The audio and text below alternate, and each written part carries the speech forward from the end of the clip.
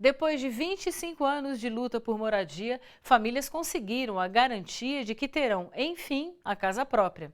A Prefeitura de São Paulo anunciou a construção das moradias populares para mais de 1.000 famílias, a maioria com renda mensal de até 2 salários mínimos. O financiamento será feito pelo programa Minha Casa Minha Vida em entidades do governo federal. A cerimônia de assinatura do termo de posse dos empreendimentos aconteceu com a presença de movimentos sociais e do prefeito Fernando Haddad. As moradias serão construídas no bairro do Belém, próximo ao centro. Acompanhe na reportagem de Lívio Lamarca. Quando o movimento do Sem Terra começou a reivindicar o terreno da Coab de 4.800 metros quadrados, a seleção brasileira de futebol ainda era tricampeã mundial. Com o fim do mandato da então prefeita Luísa Erundina, a negociação empacou. A mobilização seguiu, não só por uma casa, mas também pelo direito de morar perto do centro da cidade. Havia muita resistência, porque esse terreno era considerado um terreno nobre, que não devia ser de pobre. E a gente dizia não, os pobres também têm o direito de morar perto do centro. Então foi uma luta muito grande. 225 famílias vão viver a menos de 100 metros do metrô.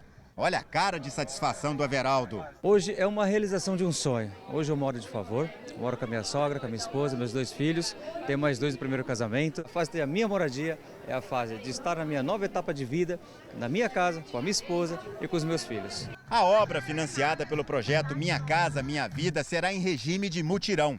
O projeto ainda não está definido. Na cabeça deles, já está desenhado. As famílias vão participar desde a discussão do projeto, como é que vai ser o apartamento, se vai ter varanda, se vai ter parquinho, se vai ter espaço comunitário. Vamos gerir a obra, vamos trabalhar em mutirão para construir os apartamentos aqui. Como é que é o apartamento do seu sonho? Olha, o apartamento dos nossos sonhos é um espaço que tenha... Há entre ventos novos, entre coisa boa pela janela e que seja uma porta que se abra, não que se feche. 90% dos beneficiados têm renda até R$ 1.800. Os outros 10% de R$ 1.801 a R$ 2.350 de renda familiar mensal. Depois da obra pronta, prevista para daqui a 2 anos, as mulheres começarão a pagar uma prestação mensal equivalente a 5% da renda familiar. Os imóveis estarão em nome delas, pela segurança das famílias, como a de Dona Alessandra e seu caçula de 4 filhos. É um sonho realizado, né? De todas as famílias brasileiras que lutam por sua própria casa. E literalmente sua, vai ficar em seu nome. Minha, só minha. Minha e dos meus filhos, né? Em São Paulo, o Dia do Índio teve comemoração especial. É que um projeto do vereador Nabil Bonduque pretende transformar em política pública a preservação e o fortalecimento das tradições dos guaranis, que vivem em 2 aldeias na cidade de São Paulo.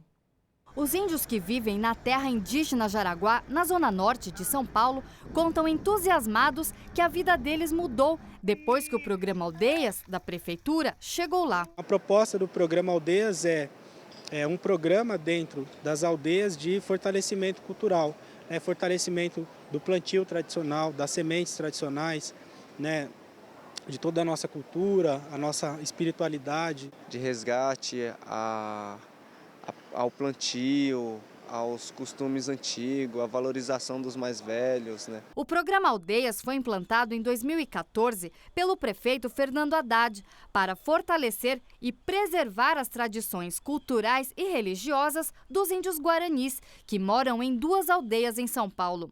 Mas por ser uma iniciativa desta gestão, o programa não tem garantias de continuidade quando mudar o prefeito.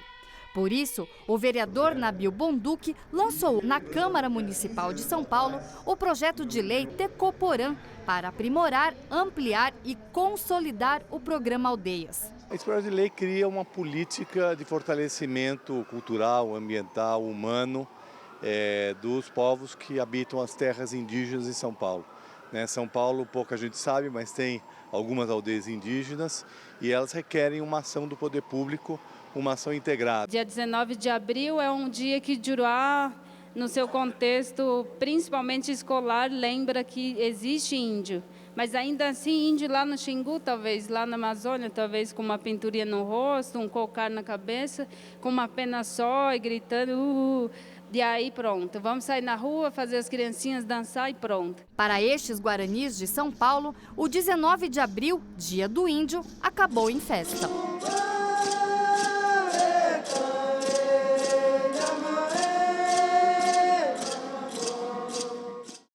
Vamos falar agora sobre mulheres e feminismo. 3 amigas decidiram se unir para criar uma feira de produtos exclusiva para um público que elas conhecem muito bem, as afrodescendentes. A repórter Michele Gomes foi conferir. Bijuterias, turbantes, quadros, camisetas, produtos de beleza. Esses são alguns itens vendidos pelo Mercado Negra, uma feira criada há 5 meses pelas amigas Cat, Mari e Dara, para fortalecer as empreendedoras negras na cidade de São Paulo. E a ideia mesmo é isso, a falta de lugar, né, que a gente tem, sempre relegada a alguns outros espaços e com menos espaço mesmo para expor, né, se sobrar um lugar ali é nosso. Então a ideia aqui foi trazer a mulher negra como protagonista. A feira é realizada uma vez por mês em espaços cedidos. Já está na 5ª edição e reúne um total de 30 expositoras. Há 3 meses, o Mercado Negra tem acontecido neste bar, na Rua Frei Caneca, na Consolação, em São Paulo. Aqui, as expositoras pagam uma taxa bem abaixo do que é cobrado nas feiras de eventos, apenas para a manutenção do espaço. É porque a gente tem que apoiar uma a outra, é uma ação coletiva, não é uma ação individual. A gente nem precisa que questão financeira, é mais uma questão de militância, assim. O diferencial desta feira é que o público encontra vários produtos específicos sobre a cultura negra. Na livraria de Cat, é possível encontrar várias obras literárias sobre o tema. E as camisetas de Dara sempre estampam uma mensagem política referente ao feminismo negro. Eu acho que enquanto feminista negra também, enquanto há visibilidade da mulher negra, ter essas camisetas é muito importante para chocar a sociedade mesmo. A ideia é chocar e trazer as pessoas para o debate. Para as idealizadoras do Mercado Negra, o mais importante desse projeto é a união e a irmandade entre as mulheres negras empreendedoras. O fato da gente não poder estar em todos os lugares, mas as pessoas brancas acharem que elas têm que estar em todos os lugares, inclusive num espaço que chama Mercado Negra, para mulheres empreendedoras, mostra bastante como funciona a sociedade, né? Acaba sendo um ato de resistência dessa forma. No dia 23 de abril é celebrado o Dia do Choro. A data de comemoração foi escolhida em homenagem ao nascimento do músico e compositor Pixinguinha. Em São Paulo, músicos se reuniram para celebrar este que é tido como o primeiro gênero musical brasileiro. A reportagem é de Bruno Mascarenhas.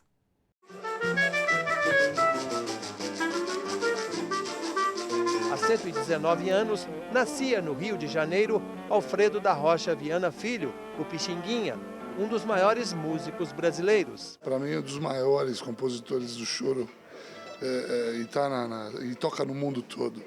Isso é uma grande honra de tocar Pixinguinha. Pixinguinha tornou-se um dos mais importantes compositores, arranjadores e intérpretes do choro, ou chorinho, como muitos gostam de chamar o estilo musical. Ele é pai de melodias memoráveis como Carinhoso, ele é pai, por exemplo, do Ingênuo. Olha que coisa, que todo onde você vai, qualquer clube do choro do país tem um arranjo do Ingênuo.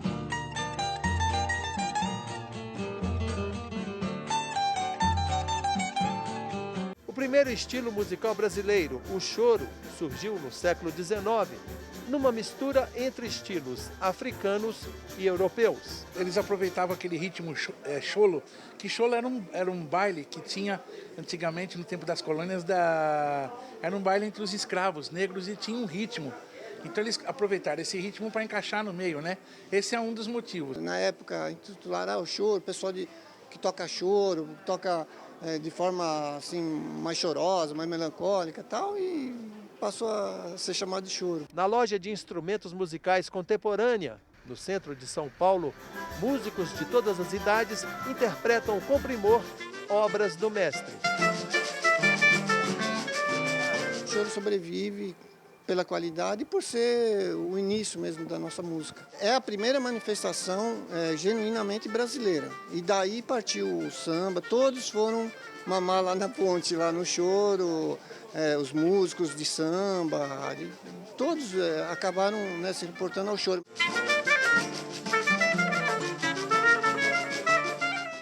Este foi o Panorama de hoje. Você acompanhou os prejuízos que um eventual governo de Michel Temer pode trazer a vários setores, como educação, saúde e para o trabalhador brasileiro. Especialistas chamam o plano do PMDB de ponte para o passado, porque significaria um retrocesso. Viu também que a luta pela moradia em São Paulo deu resultado. 1000 famílias conseguiram a garantia de que terão casa própria e perto do centro da capital. O Panorama é um programa que busca sempre trazer opiniões e pontos de vista da classe trabalhadora e dos movimentos sociais, para que você compreenda as notícias. O Panorama fica por aqui. A gente volta na semana que vem. Até lá!